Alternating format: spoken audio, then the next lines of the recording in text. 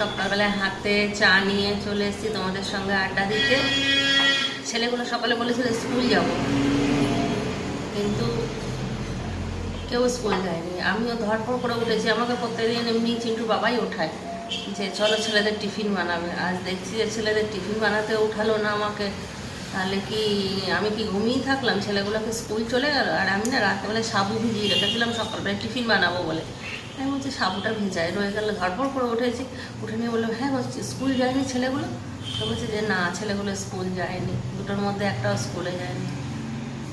নিয়ে আবার মুখ টুক ধুলাম, ধুয়ে চা বানালাম। এখন দুজন মিলে চা খাচ্ছি। এখানে পাশে চিন্টুর বাবাও আছে, কিন্তু ও খালি গায়ে আছে। Good morning. খালি গায়ে আছে, ওই জন্য বলে আমাকে দেখাবে না। ঠিক আছে তোমাকে দেখাবো না। এখন দুজন মিলে চা খেয়ে যাবো টিফিন বানাতে। ওখানে সব জোগাড় করে এলাম, এবার টিফিন বানাবো। আজ মঙ্গলবার, মঙ্গলবার আজ আমাদের ফুল নিরামিষ। তাই চলো দেখবে কি টিফিন বানাচ্ছি।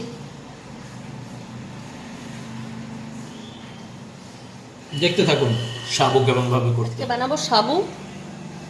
সাবু বানানোর জন্য যেগুলো যেগুলো লাগবে সেটা হচ্ছে কাঁচা লঙ্কা, বাদাম আর আলু, যেগুলো আমি সব রেডি করে নিয়েছি। চলো শুরু করা যাক। প্রথমে কড়াই বসিয়ে দিলাম। এবার কড়াইয়ে দিয়ে দেবো সর্ষের তেল। সর্ষের তেল গরম হয়ে গেছে, এতে দিয়ে দেবো কুচি করা কাঁচা লঙ্কা। কাঁচা লঙ্কাগুলো একদম পুরো ভেজে দিতে হবে কড়কড়ে করে। এরপর এতে দিয়ে দেবো আলু। আলুগুলোকে ভালো করে নাড়াচাড়া করে নেবো একটুখানি। তারপর আলুটাকে একটুখানি ঢেকে দেবো, সেদ্ধ হওয়ার জন্য রেখে দেবো।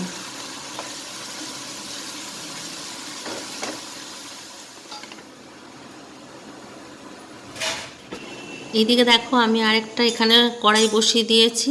এখানে আমি কড়াইটা গরম হলে দিয়ে দিচ্ছি বাদাম। বাদামগুলোকে একটু লাল করে ভেজে নিতে হবে। এটাতে কোনো তেল লাগবে না, এটা শুধু শুধুই ভাজবো। দেখো বাদামগুলো পুরো লাল হয়ে ভাজা হয়ে গেছে। আলুটা আধ সেদ্ধ হয়ে গেছে। এবার এতে দিয়ে দেবো একটুখানি নুন আর একটুখানি হলুদ। সামান্য একটু হলুদ দেবো, বেশি হলুদ দেবো না। আর নুনটা একটু পরিমাণ মতন দিয়ে দেবো।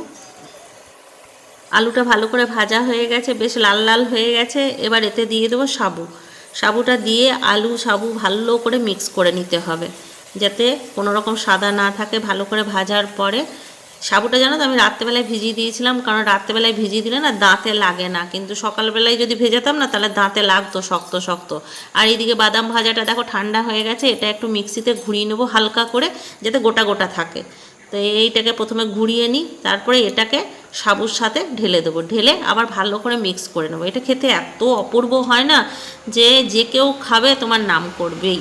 তাহলে চলো এটাকে নিয়ে আগে চিন্টুর বাবাকে দিয়ে দিই, কারণ ওর দোকান যাওয়ার সময় হয়ে যাচ্ছে। চিন্টুর বাবাকে টাইমে টিফিন দিয়ে দিয়েছি, টাইমের একটু বেশি হয়ে গেছে, ওর দোকান চলে যাবে। ভালো হয়েছে গো, দারুণ। এটা আমরা সবাই খেতে ভালোবাসি, খালি রিন্টুই খায় না, কারণ এটা একটু ঝাল ঝাল হয় তো খেতে পারে না। ও যদি না খায় ওকে ম্যাগি বানিয়ে দেবো, আর আমাদের তিনজনের এটা টিফিন হয়ে যাবে। চিন্টুর বাবা যাওয়ার পরে আমার একটা ভিডিও এডিটিং ছিল, সেটাকেই বসে করছিলাম। এমন সময় দেখি দিদি এসছে, ক্যান্ডিকে নিতে গিয়েছিল, একটু ব্যাংকে যাবে, তাই আমার সঙ্গে একটুখানি দেখা করতে এসছে। তো ওদেরকেও সাবুটা দিলাম খেতে একটু করে, ওদের খুব ভালো লেগেছে সাবুটা। দিদি তো বলছে পুরো পাস্তার মতন লাগছে খেতে।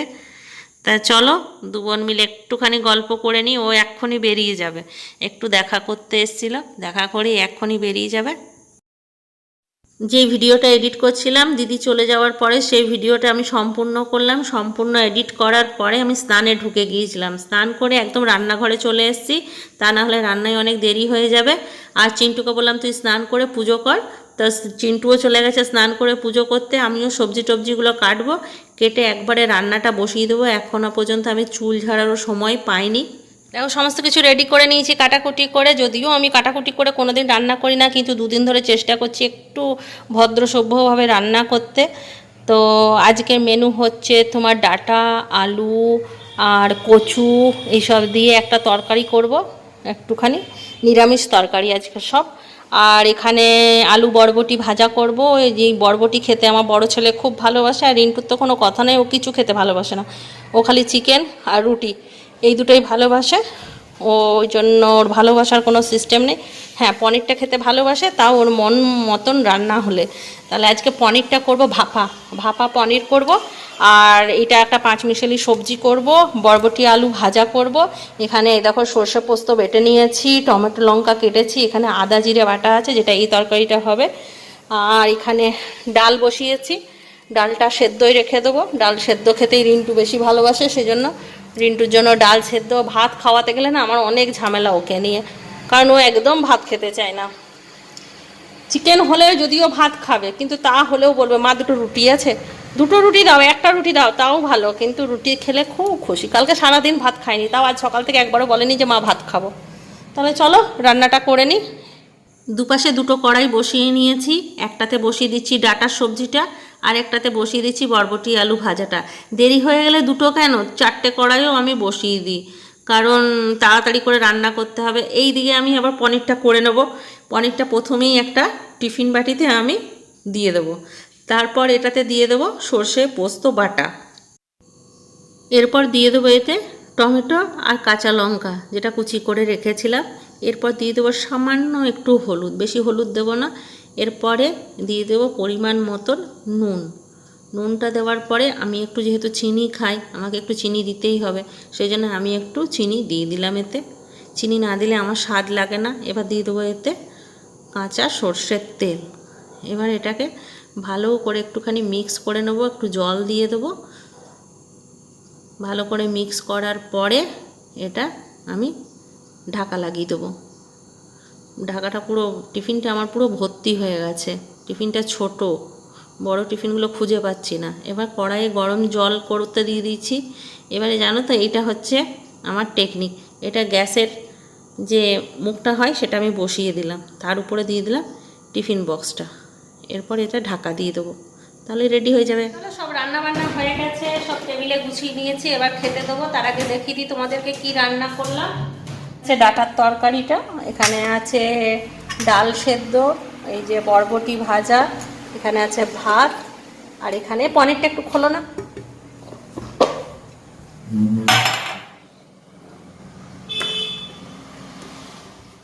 এই যে পনিরের অবস্থা, জানি না কেমন হয়েছে, কতটা কি হয়েছে।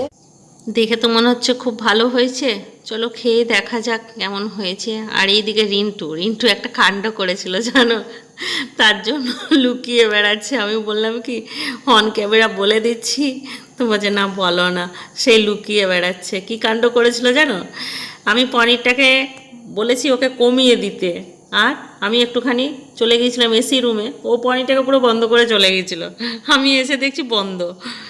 এবার আমি ঘরদোর একটুখানি গুছিয়ে, কাপড় কাটি গুছিয়ে আমি চলে যাব সন্ধে দিতে। সন্ধে দিয়ে এসে নিয়ে একটুখানি চা খাবো, আর চা খেয়েই বেরিয়ে যাব।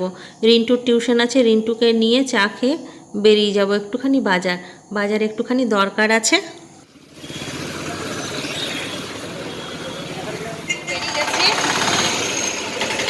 কেন বেরিয়েছি সেটা পরে বলছি, আগে দোকান পর্যন্ত পৌঁছাই। ঠকে যাচ্ছি হাঁটতে হাঁটতে, একদম হাঁটার অভ্যাস নেই। পৌঁছে গেছি দেখো দোকানে এসে বসলাম একটুখানি। দেখো একটা পুচকে এসছে, এই পুচকেটা হচ্ছে অভিজিতের মেয়ে, এই হচ্ছে অভিজিৎ। এর বিয়েতেও আমি গেছি, অন্নপ্রাশনে বাচ্চাটার বলেছিল, কিন্তু আমি যেতে পারিনি, সেই সময় ছেলেগুলোনের পরীক্ষা চলছিল, নিয়ে আমাদের যাওয়া হয়নি। দেখো বাচ্চাটা কি কিউট হয়েছে, কোলে এসছে, আর চিন্টুর বাবা ক্যামেরা করছে, নান্না করছে। কত ভোলানোর চেষ্টা করছি, কিছুক্ষণ থাকার পরে এমন কান্না শুরু করলো, এদিক ওদিক কত ভোলানোর ঘোরানোর চেষ্টা করছি, কিছুতেই আর থাকছে না। আর আমার মেয়ে এত ভালো লাগে না যে কিছু বলার না। তো বললাম একটুক্ষণ যদি থাকে কোলে, না, খালি ওর বাবাকে দেখছে আর কাঁদছে। নিয়ে লাস্টে আর কি করব, শুনলো না যখন, একটুখানি কোলেও থাকলো না, একটু চটকাতেও দিল না, আদর করতে দিল না। লাস্টে ওর বাবাকে দিয়ে আসতে হলো। ওর বাবাকে দিয়ে আমি বেরোবো এবার। চলো তাহলে এবার বলেই ফেলি যে আমি বাজারে কেন বেরিয়েছি। হ্যাঁ, আমি এই দোকানে আসার জন্যই বাজারে বেরিয়েছি, কারণ আমাদের ক্যান্ডির বার্থডে, তো ওর জন্য আমি একটা গিফট কিনবো বলে আজকে বাইরে বেরিয়েছি। ওর হচ্ছে বৃহস্পতিবারে বার্থডে, ওর সেলিব্রেট হবে শুক্রবারে, তাই ভাবলাম গিফটটা কিনে রেখে দিই। তো কি গিফট কিনছি সেটা এখন তোমাদেরকে আমি জানাবো না, কারণ সেটা সারপ্রাইজ থাক। কারণ কালকে ভিডিওটা যাবে তাহলে দিদি জেনে যাবে যে কি কিনেছি, তাই এখন বলছি না কি কিনেছি, পরে দেখিয়ে দেবো কি কিনলাম। বাজার থেকে চলে এসেছি, চিন্টুও টিউশন থেকে চলে এসছে, আর আমি গিয়েছিলাম খাবার গরম করতে, ততক্ষণে চিন্টুর বাবার বিছানাপত্র রেডি হয়ে গেছে। কারণ আজকে চিন্টুকে আর উপরে পাঠালাম না শুতে, বললাম তুই আমাদের কাছে নিচে শো, তাই ওরা বিছানাটাই শুলে আমাদেরকে নিচে বিছানা করতে হবে, তাই বিছানা রেডি। বেজে গেছে 11টা, আমরা চলে এসেছি শুতে, খাওয়া দাওয়া করে নিয়েছি। আর খাওয়া দাওয়া সকালে চা ছিল, ডাটা ছিল, তারপরে তোমার পনির ছিল, আর কি ছিল, ডাল সেদ্ধ ছিল, বরবটি ভাজা ছিল, সব ছিল।